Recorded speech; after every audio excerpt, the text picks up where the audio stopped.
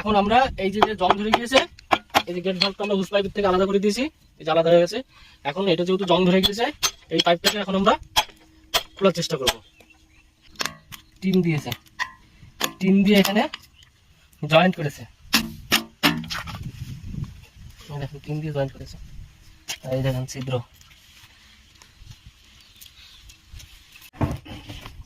ঠিক আছে তোমার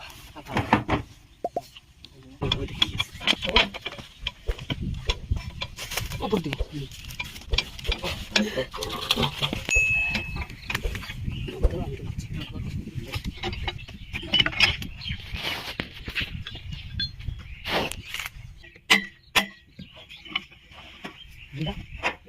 এটা পাতা মোড়া মারা হয় কি হবে,